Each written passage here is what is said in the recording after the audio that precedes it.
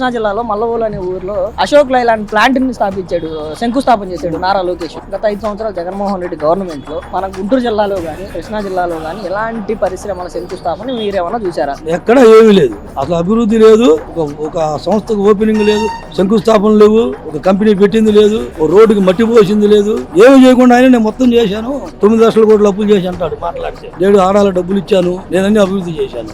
అభివృద్ధి ఏది? ఎక్కడ అభివృద్ధి ఉంది? మన రాజధాని లేదు, మరి మన రాజధాని ఏమైనా పట్టించుకున్నారా? చారిటీ మట్టి పోసారా? అన్ని చెట్లు పెంచి బీడు చేశారు దాన్ని.